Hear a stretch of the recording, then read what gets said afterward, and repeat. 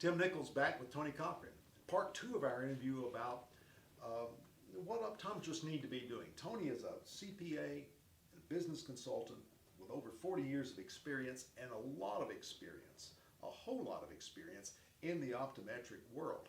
I jokingly say that Tony probably has more friends who are optometrists than many optometrists. So his knowledge base is real deep when it comes to optometry. So Tony, what do we need to be doing as independent optometrists in our practices to make sure that we're doing the best that we can do in business? Okay. I think I would segue off of something we talked about in your first session, and that is, let's have a plan.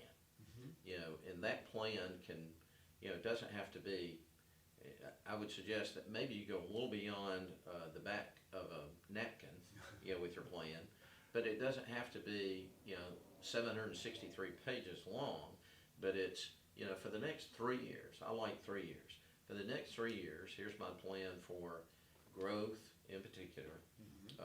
If I feel like I need to have help, in developing a growth plan, go seek out those people that are experts in growing professional practices.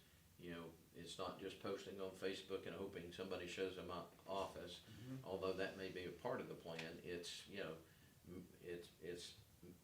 going to include, that plan's going to include, number two, something that's really important that we don't do enough of, including me, and we don't measure the things that matter.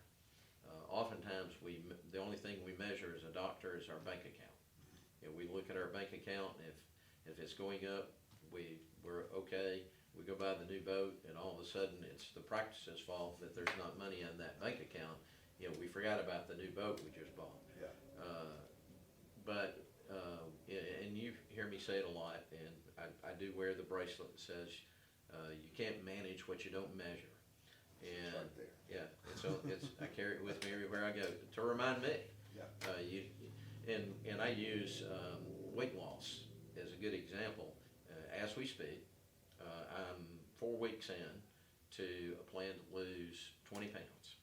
And when I started that plan, I had no choice but to get on the scales and measure my starting point.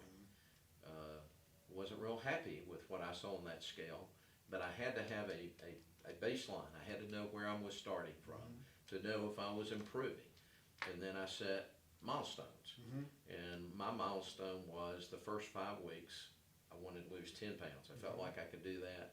And then the next month, be another 5 pounds, and the month after that, another 5 pounds. So basically, over a 90 to 120 day, I was giving myself 120 days. Yeah. I'm hoping for 90, but 120 I'd be okay if I could lose the 20 pounds. So I have to have a plan. Here's how I'm going to do it. But I've got to have measurements, and I have to have interim measurements to ultimately reach my goal. So in your practice, you may want to measure, patient encounters. Is a really common one. How many patients do you see today? And if I ask a doctor that, and they don't know the answer, if I've been working with them very much, they're always embarrassed, but probably if I asked them that question the next day, they went back and looked, because they know, that there's a target out there, and I should be seeing this number of patients a day, and I should have a plan for how I'm going to make that happen. So a specific goal that you had, a certain number of pounds that's measurable, that is attainable, it's not off the table, it's time sensitive. Yeah. And so all of those kind of things gel into your plan, into your goals that you're setting. Yeah, and oftentimes one of the things we leave out of our plan, even though we have measurement goals, is we don't have any accountability. And oftentimes that accountability comes from a third party.